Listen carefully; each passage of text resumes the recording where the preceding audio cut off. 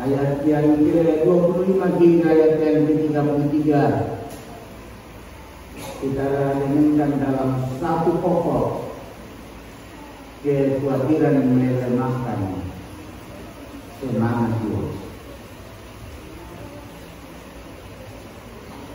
Saudara-saudara, semua orang bisa mengalami yang namanya kekhawatiran. Orang bisa khawatir karena persoalan masa depan. Orang bisa khawatir karena persoalan kesehatan.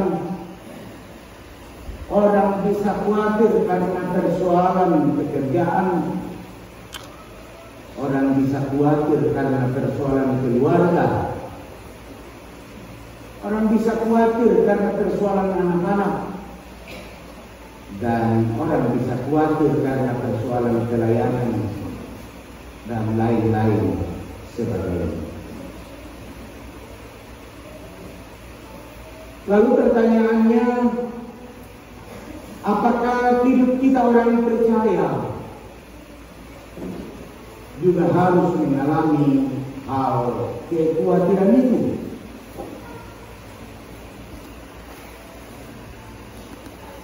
Untuk menjawab pertanyaan itu, mari kita belajar dari firman Tuhan yang kita baca hari ini. Belajar dari seorang utusan Tuhan yang bernama Kaleb. Kaleb adalah pemimpin Yehuda dan merupakan salah satu dari 12 pengintai yang diutus oleh Musa untuk mengintai tanah Kanaan. Waktu itu Kaleb berumur 40 tahun. Diceritakan dalam pembacaan kita bahwa pada saat itu bangsa Israel berkemah di padang gurun Paran. Lalu Musa mengutus 12 pengintai untuk pergi ke tanah Kanaan yang jauhnya kira-kira 120 km dari pegunungan padang Paran. Untuk apa Bapak Ibu? Untuk menyelidiki segala sesuatu tentang tanah Kanaan, baik mengenai keadaannya, mengenai tanahnya, bentuknya, penduduknya, kotanya, budayanya, bahkan sebagainya. Dan setelah ke-12 pengintai itu melaksanakan tugas mereka mengintai tanah Kanaan, mereka lalu pulang dan membawa setandan buah anggur, membawa buah delima dan buah ara sebagai bukti bahwa Kanaan adalah negeri yang subur, negeri yang makmur. Samping itu, mereka juga menjelaskan tentang keadaan kota Kanaan. Kota di Kanaan besar. Kota di Kanaan berkubu, berbenteng. Mereka menceritakan penduduknya. Penduduknya terdiri dari berbagai suku.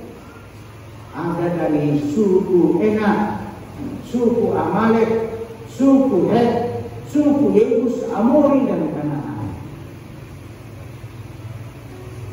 Mereka lalu mengatakan orang-orang Enak berperawakan tinggi, kuat, raksasa laut.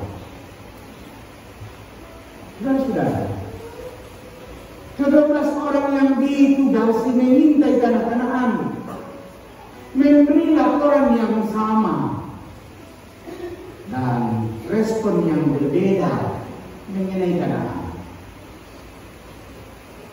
Laporan pertama disampaikan oleh 10 pengintai.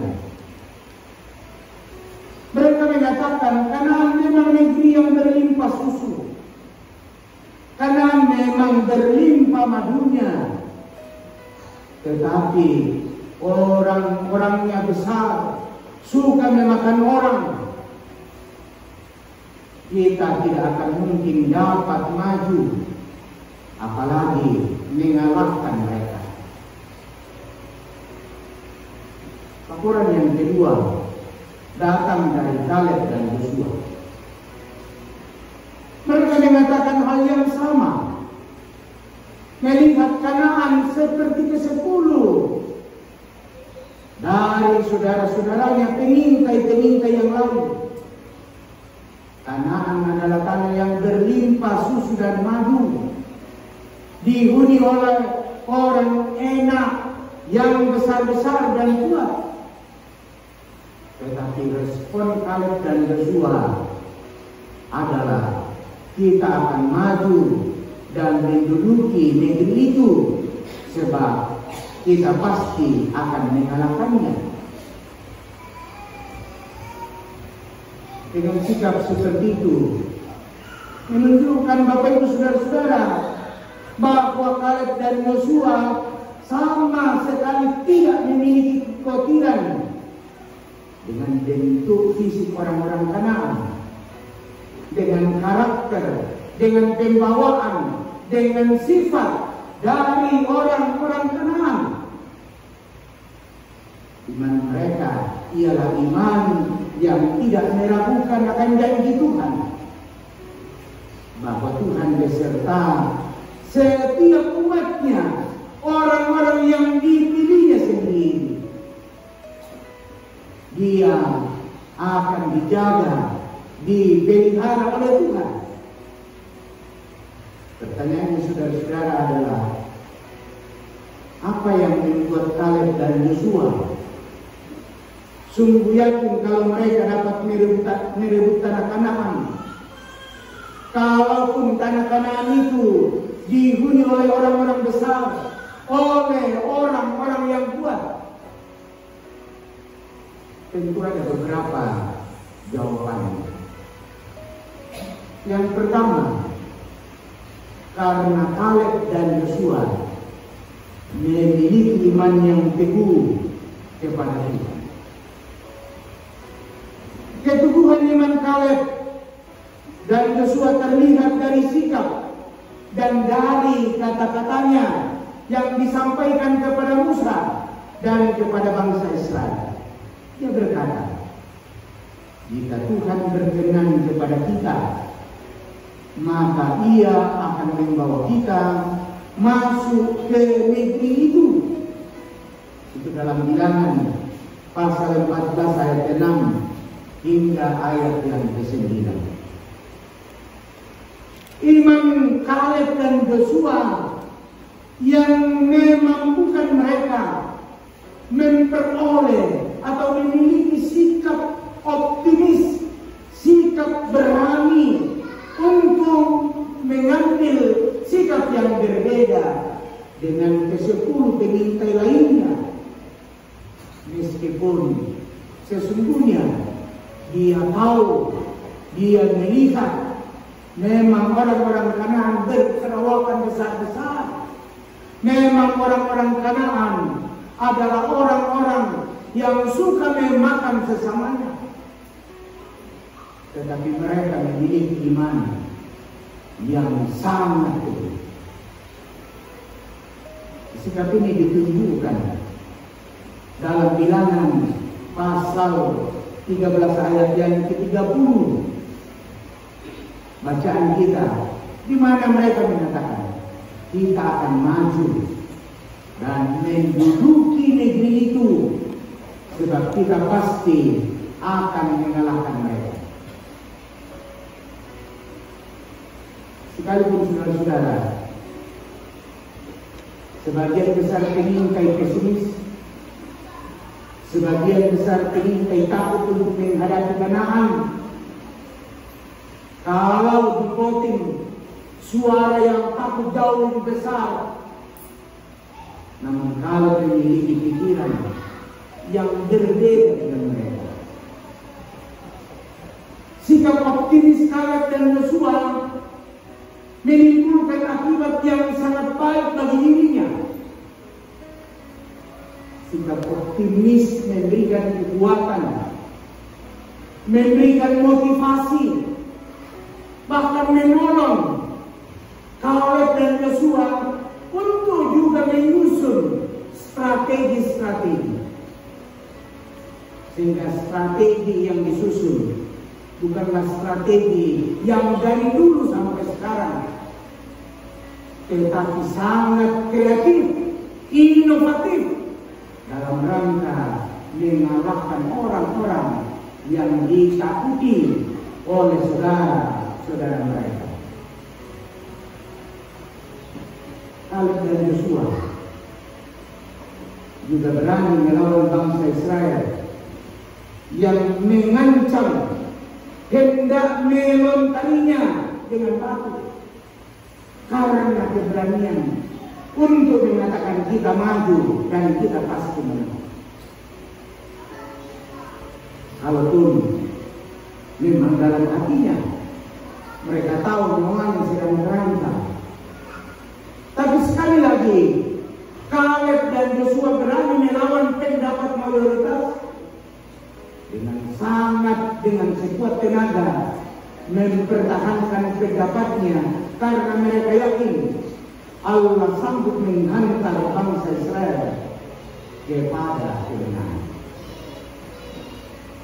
Mudah-mudahan Roland juga memiliki sikap yang berbeda dengan pendahulu-pendahulu mereka.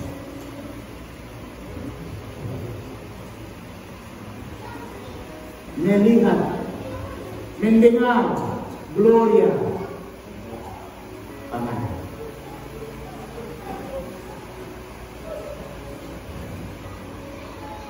Mudah-mudahan Anda memiliki sikap optimis dan sikap optimis itu membuat kekuatan, semangat untuk melayani dengan baik di sini.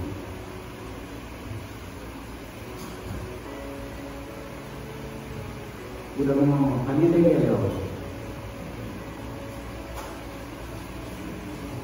yaitu petandai menjadikan nama ini satu dan hanya Pak Pendeta dan Melisa dan pendeta. Anda apa? Kristen yang masih belajar. Dan itu susah lagi. Nah, Sumarno dan itu susah tahu nih. Nah, kalau pulangkan aku ke orang tuaku.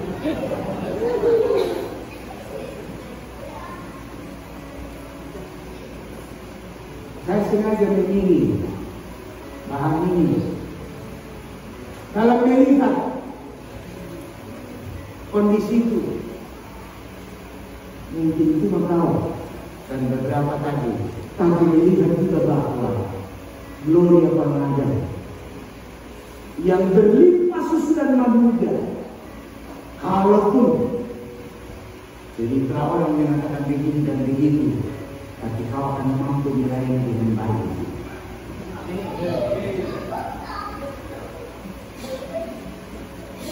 Yang kedua yang kita pelajari dari bahan ini, Kaleb dan Yosua memiliki atau mempunyai roh yang berbeda dengan ke-10 peminta itu. Itu Bilangan 14 ayat 24.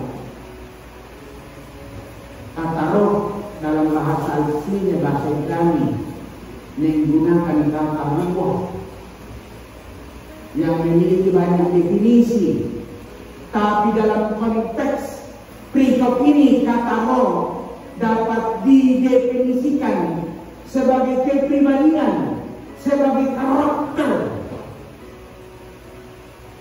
Dan seorang Kaleb Yosua yang berbeda dengan karakter dari 10 peminta yang lain itu. Artinya Kaleb mengikuti Tuhan dengan sepenuh hati, tidak dengan setengah hati.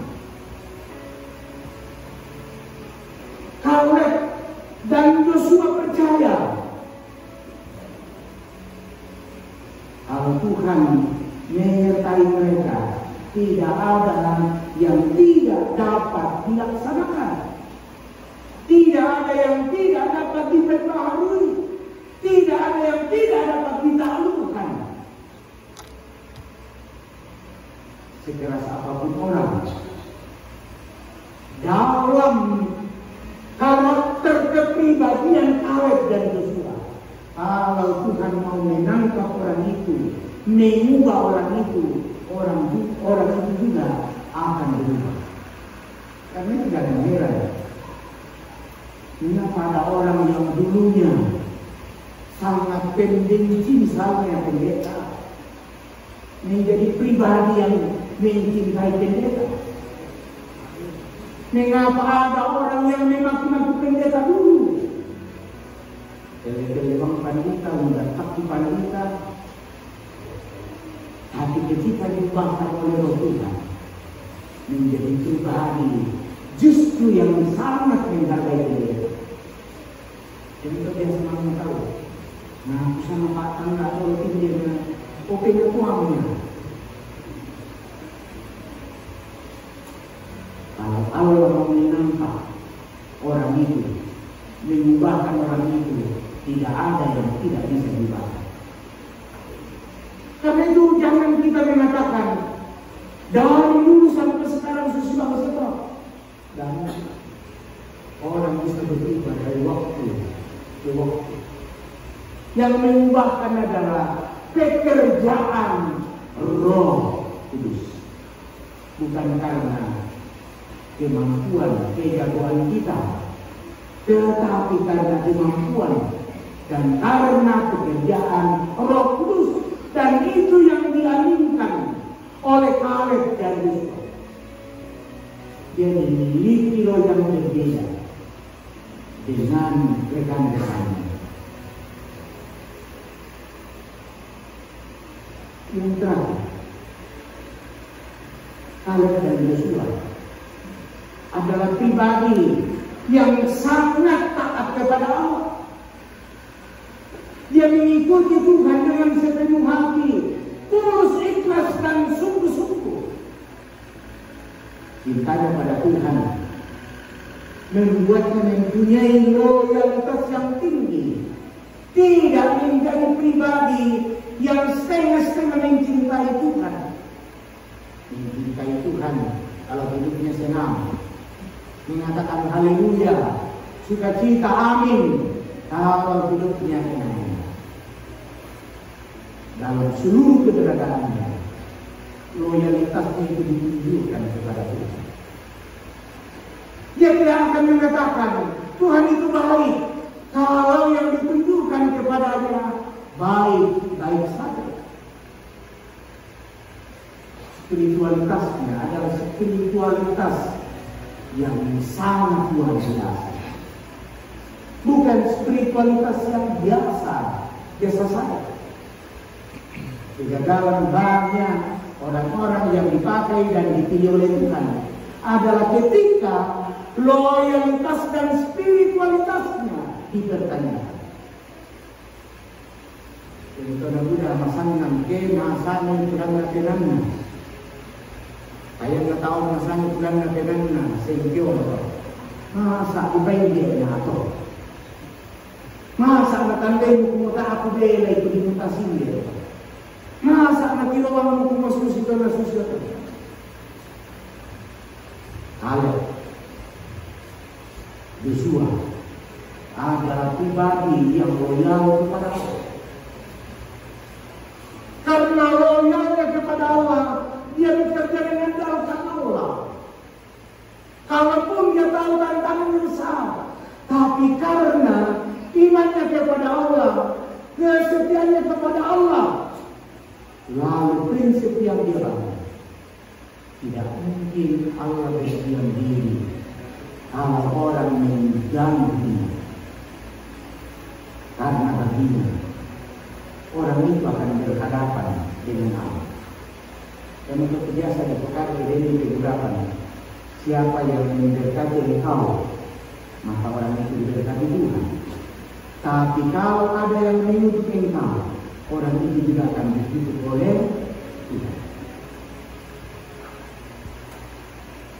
Yang dari tahu tampak kilo tu pandita, toya karena tampak kilo kalau tu.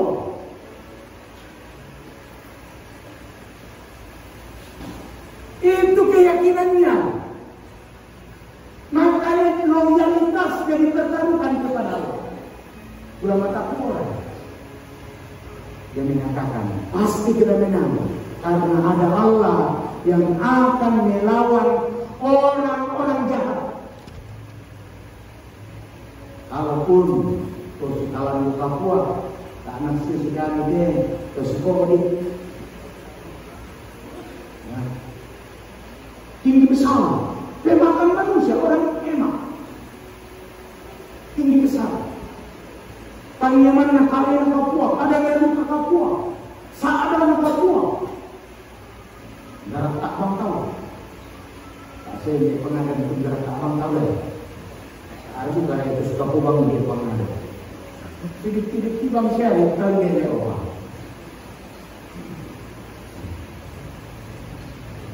Tapi Kaleb sekali lagi Kaleb dan Yosua optimis. Mereka optimis karena mereka memiliki iman yang kokoh. Iman yang kokoh membuat loyalitasnya kepada Allah, spiritualitasnya sungguh-sungguh menjadi pribadi yang berkata, kita pasti. Makanya dia tidak lebih dikuasai oleh kekuatan. Kalau mengutus Andre datang di sini begitu, tidak sekedar untuk nanti mimbar, tidak sekedar hadir di rumah tangga melayani, tetapi membawa jemaat ini hidup dalam pertumbuhan bagaimana pun ekonomi, pun kesejahteraan. Tentu ekonomi itu akan meningkat kalau mereka sehat-sehat.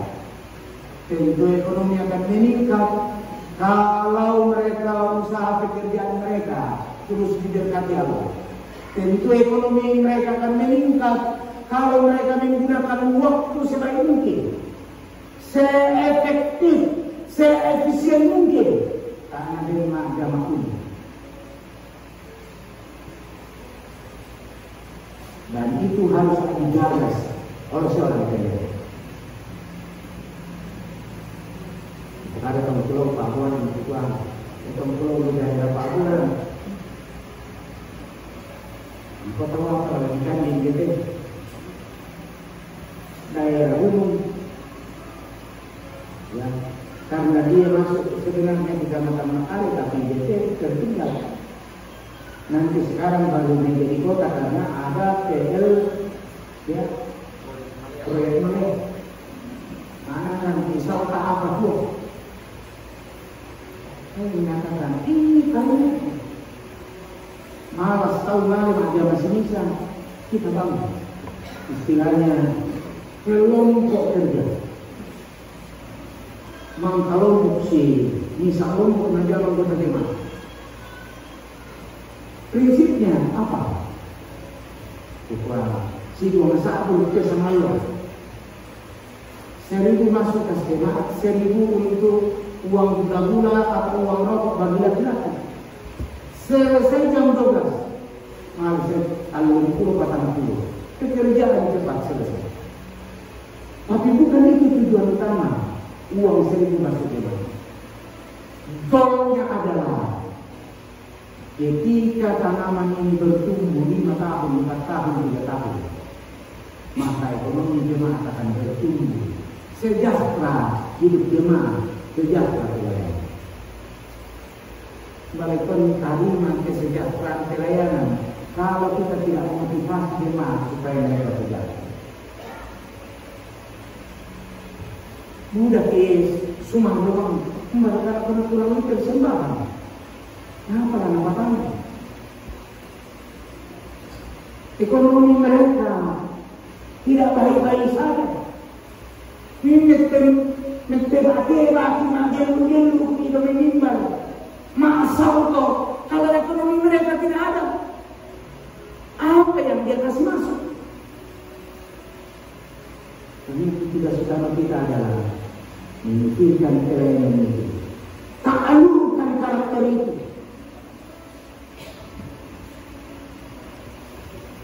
Ditaklukkan supaya kebiasaan yang buruk bisa diubahkan oleh yang baik. Dan nanti kita zaman itu tak memandai Allah bumi, dan nanti bapak-bapak atau pemuda malas memakai, kunjungi kalau memakai supaya memakai kembali makan. Kan gitu keluar. Tapi kemana kita bertemu dengan berusaha Allah itu bumi, Allah bumi sama Allah.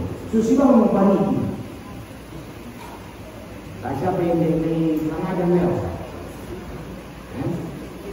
Susi luka.